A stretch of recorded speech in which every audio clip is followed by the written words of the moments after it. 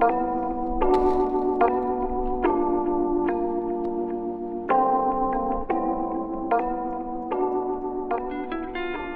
there is no doubt that new skate day is the best day for a skater. However, I feel like we don't talk about doing skate maintenance enough. Because man, my last session, my bearings were almost seized up. I was just having a rough time. But I went home, did some maintenance, cleaned my bearings, got a Mr. Clean magic eraser, cleaned up my boots, put some new fresh laces on them, and I am almost as excited to skate my refreshened old boots as I am when I get a new pair of skates. So yeah, if you have a little bit of time, you can spend a couple bucks refreshing your old skates, highly recommend it. But enough about that.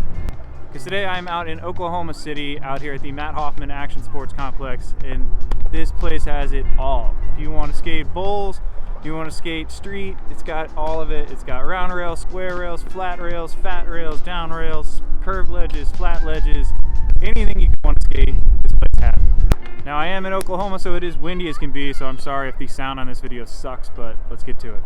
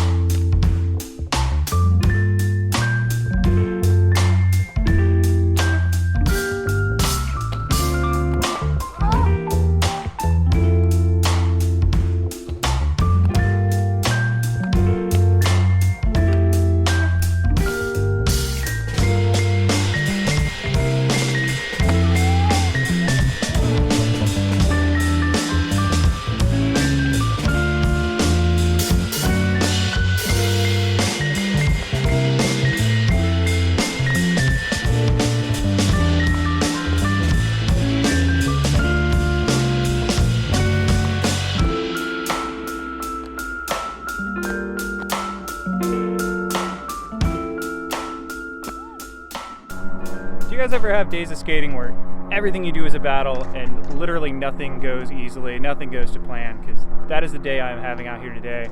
I started out super excited, got newly refreshed skates, got this awesome expansive park with tons of obstacles, and that excitement was soon gone. I have been battling every single trick. I think that first soul grind took me 20 minutes.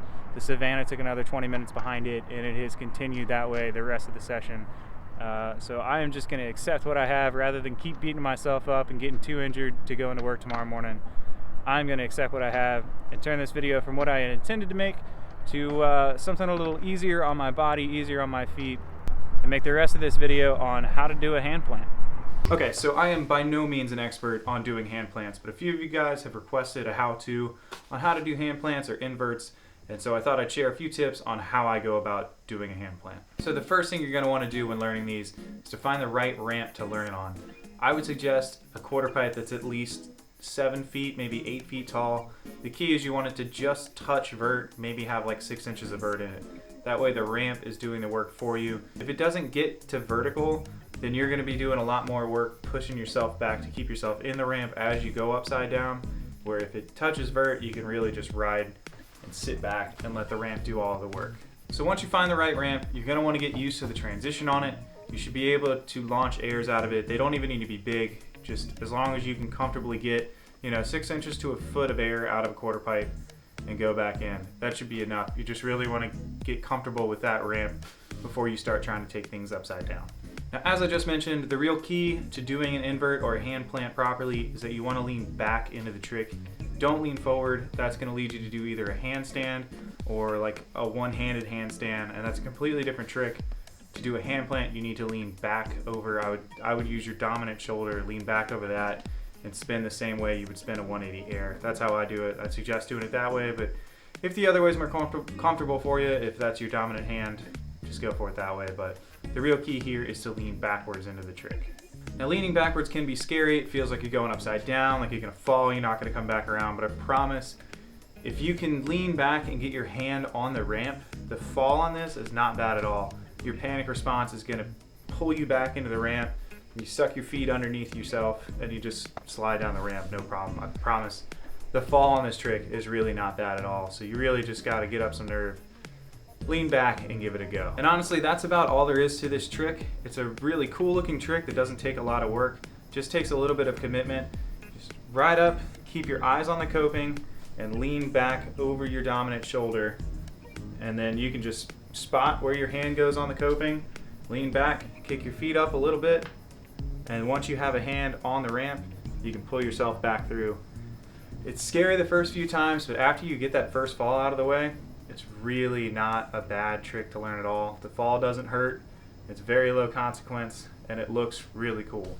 So again, all you gotta do is find the right ramp for this one. That's probably the most important thing. You want a ramp that at least gets to vert. Don't worry about grabbing your feet at first. That'll simplify things a little bit if you just let your feet do whatever they want, and then after you get comfortable getting a little bit upside down, getting your hand on the ramp to pull yourself back through, then once you have that motion, start working in different grabs, turn them into different hand plants, progress from there. I hope this helps. I know it's not the most like in-depth breakdown of how to do a trick, but it really is quite a simple trick that just looks really cool when you do it, and it just takes a little bit of commitment. So hope this helps you guys out. And before I get out of here, I wanted to say thank you guys.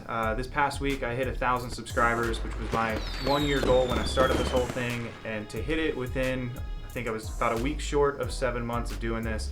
It's just awesome, feels really good. Thank you guys for watching and subscribing. I appreciate all the support, all the feedback, again, negative and positive, constructive criticism, I always take it. I really appreciate you guys' interaction. Things might get a little difficult here in the next few weeks. As I said, I live in Pittsburgh. It's getting cold, it's gonna start snowing. Our indoor park locally here was forced to shut down because of COVID restrictions. So we'll see whenever they're able to open back up. So I'll have to get creative. I'll try to keep the videos coming, but if I miss a week, I do apologize. But again, thank you guys for all your support over the last 7 months. Until the next one, thanks for watching, thanks for subscribing, goodbye.